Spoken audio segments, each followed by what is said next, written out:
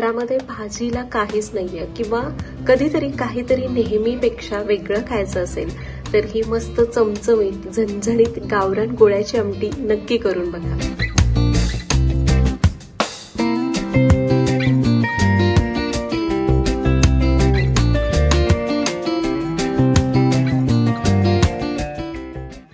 नमस्कार, सरिताज किचनमध्ये आज आपण मस्त चमचमीत गोळ्यांची आमटी करतोय। तर जेव्हा घरामध्ये भाजीला काही नसतं किंवा काहीतरी वेगळं नेहमीपेक्षा भाजीशिवाय काही इतर खायचं असतं त्यावेळी आपण अशी ही गोळ्याची आमटी करू शकतो। मस्त झणझणीत गावरान असते चवीला, काही नाही अगदी घरात उपलब्ध असणारे मसाले आणि साहित्य लागतं आणि पटकन तयार होते। भाकरी असो, चपाती असो किंवा भात कशाबरोबर सुद्धा भन्नाट लागते। तर फार काही साहित्य लागत नाही। आपल्याला पहिल्यांदा याचे गोळे करून घ्यायचे। तर त्यासाठी इथं मी अर्धी वाटी बेसन घेतलंय, साधारण एक 5 ते 6 टेबलस्पून बेसन असेल। आता यामध्ये 5-7 लसणाच्या पाकळ्या अशा बारीक ठेचून घातल्या। त्यासोबत घालायची अर्धा चमचा मिरची पावडर, अर्धा चमचा भाजलेल्या जिऱ्याची पूड आणि थोडीशी धनेपूड, साधारण एक अर्धा चमचा। चवीपुरतं मीठ घालायचं।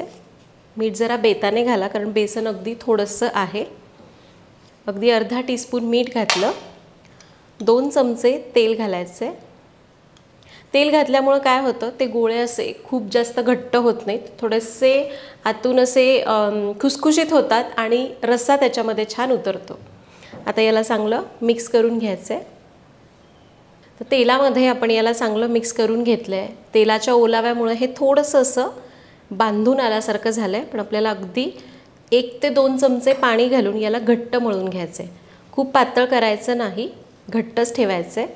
तर अगदी चमचाभर पाणी घालून मी याला घट्ट मळून घेतलंय। तुम्हाला एखाद दुसरा चमचा जास्त लागू शकतो। तर हे बघा, हे पीठ असं घट्ट पाहिजे। आता आपल्याला याचे छोटे छोटे गोळे करायचे आहेत, म्हणूनच आपण याला गोळ्याची आमटी म्हणतो। तर गोळे छोटेच करा कारण शिजल्यानंतर ते दुप्पट होतात फुगून, त्यामुळे छोटे छोटे गोळे करायचे।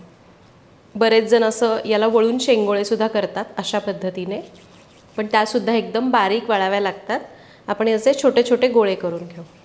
तर इथं आपले हे गोळे करून तयार झालेले आहेत आणि गोळे छोटे छोटे करायचे। माझ्या आईची टीप आहे ही, कारण माझी आई नेहमी ओरडते की शेंगोळ्या असतील तर त्या बारीक वळायच्या किंवा जर गोळे असतील तर ते छोटे छोटे करायचे, नाहीतर मग मोठे गोळे केले तर ते एकतर खूप जास्त मोठे पण होतात आणि आतमध्ये कच्चे राहतात। आजसुद्धा माझ्या आई असती तर ती मला ओरडली असती की मी मोठे गोळे केलेले आहेत, पण माझी एकदम बारीक बारीक गोळे करते, ते पटकन शिजतात, चवीला छान लागतात। मी बऱ्यापैकी बारीक करण्याचा प्रयत्न केलेला आहे। आता आपण याला फोडणी द्यायची आहे। तर फोडणी द्यायची म्हणजे आपल्याला याचा रस्सा करायचा आहे, त्याला फोडणी द्यायची। त्यासाठी पातेल्यामध्ये घ्यायचे 3 चमचे तेल। तेल थोडं जास्त घ्यायचं किंवा कमी घेऊ शकता। तर हे सरिताज किचनचं लाकडी घाण्याचं तेल आहे। सरिताज किचनची तेलं, कांदा लसूण मसाला आणि बाकीचे सगळे प्रोडक्ट संपूर्णपणे पारंपरिक पद्धतीने केलेले, केमिकल फ्री आहेत। तुम्हाला घ्यायचे असतील तर लिंक डिस्क्रिप्शन बॉक्समध्ये दिलेली आहे। तर तेल चांगलं तापलेलं आहे। आता यामध्ये घालायची आहे अर्धा चमचा मोहरी। मोहरी तडतडली की घालायचे अर्धा चमचा जिरं, पाव चमचा हिंग आणि त्याचबरोबर इथं मी सुकं खोबरं, लसूण आणि कोथिंबिरीचं वाटण केलं आहे। हे वाटण 1-2 चमचे घातलं। इथं तुम्ही आल्याचा वापरही करू शकता। आता याला मंद आचेवर 2 मिनिटांसाठी परतून घेऊ। वाटण चांगलं परतलंय। आता यामध्ये घालायचा आहे 1 मोठा बारीक चिरलेला कांदा आणि कांदासुद्धा आपल्याला चांगला 1-3-4 मिनटं परतून घ्यायचा आहे। कांदा चांगला परतून झाला आहे। आता यामध्ये घालायचा आहे 1 टोमॅटो आणि टोमॅटो मी किसून घेतला आहे, ज्यामुळे काय होतं की आपल्या रश्श्याला छान दाटसरपणा येतो, रस्सा मिळून येतो। तुम्ही हवं तर टोमॅटो एकदम बारीक चिरून घातला तरी चालेल। आता टोमॅटोसुद्धा आपल्याला 1-2-3 मिनिटं चांगला परतून घ्यायचा आहे आणि या भाजीला टोमॅटो घालणं संपूर्णपणे ऑप्शनल आहे, नाही घातला तरी चालेल। तर टोमॅटोसुद्धा छान परतला आहे। आता यामध्ये घालूयात पाव चमचा हळद, 1 चमचा मिरची पावडर किंवा तुम्ही तिखट आवडीप्रमाणे कमी जास्त करू शकता, 2 चमचे सरिताज किचनचा कांदा लसूण मसाला।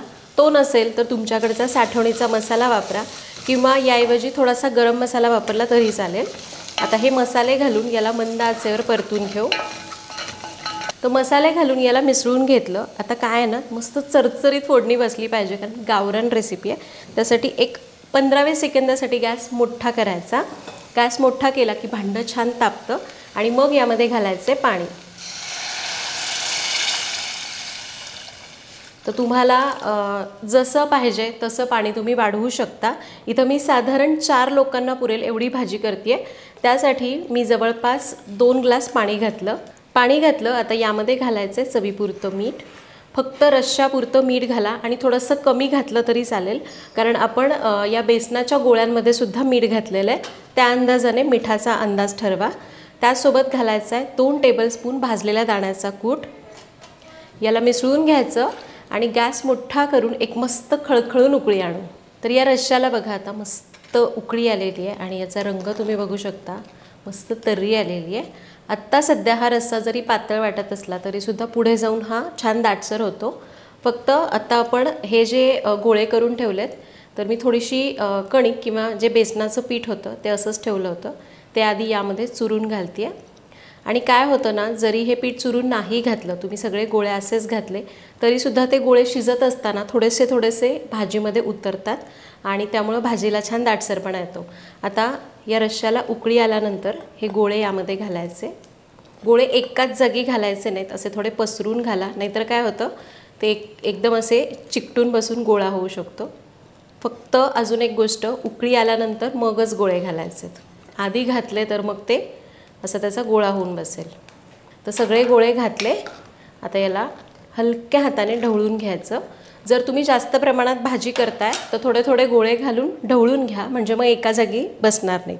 आता मंद आचेवर असं अर्धवट झाकण ठेवून याला 7 ते 8 मिनिटं किंवा गोळे पूर्ण शिजेपर्यंत शिजून द्यायचे. तर एक 7 ते 8 मिनिटं मंद आचेवर मी याला शिजून दिलं. फक्त झाकण थोडं अर्धवट ठेवा, म्हणजे मग तर्री पूर्ण निघून जाणार नाही. आणि हे गोळे बघा असे मोठे झालेले आहेत आणि शिजलेले आहेत. आता ते कसं ओळखायचं गोळे शिजलेत की नाही? एक गोळा इथं मी घेते आहे आणि हे बघा, याला असं फोडलं तर गोळा अगदी छान आतपर्यंत शिजला गेलेला आहे. हे बघा, याचा अर्थ आपले गोळे चांगले शिजले गेलेले आहेत आणि याला बघा आता दाटसरपणासुद्धा चांगला आलेला आहे. तुम्हाला जर वाटलं की दाटसरपणा कमी आहे तर थोडासा दाण्याचा कूट घाला, थोडीशी धणे पावडर घाला किंवा एखादा गोळा चुरून घाला तरी चालतो. आणि जर गोळे शिजले नाहीत तर अजून थोडा वेळ याला झाकून शिजवा. आता यावर घालायची भरपूर अशी बारीक चिरलेली कोथिंबीर. याला मिक्स करायचं आहे आणि गॅस बंद करायचं आहे. गरमागरम ज्वारीची किंवा बाजरीची भाकरी आणि त्याच्यासोबत ही गोळ्यांची आमटी सर्व करूया.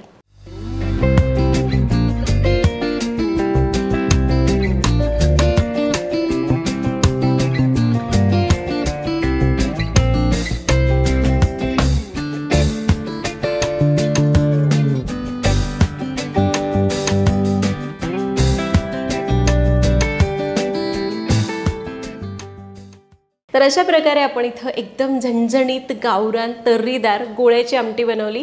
काही जणांकडे याला शेंगोळ्याची आमटीसुद्धा म्हणतात. काही जणांकडे पीठ थोडंसं सैल करून त्याचे भजी सोडले जातात, त्याला भज्याची आमटी किंवा काही जण डुबुक वड्याची आमटी असं सुद्धा म्हणतात. तुमच्याकडे याला काय म्हणतात हे मला कमेंट्समध्ये नक्की सांगा. व्हिडिओ आवडला असेल तर लाईक करा. भाकरी, भात किंवा चपाती कशासोबतसुद्धा भन्नाट लागते. करून बघा ही रेसिपी. पुन्हा भेटूयात एका नवीन व्हिडिओमध्ये. तोपर्यंत धन्यवाद.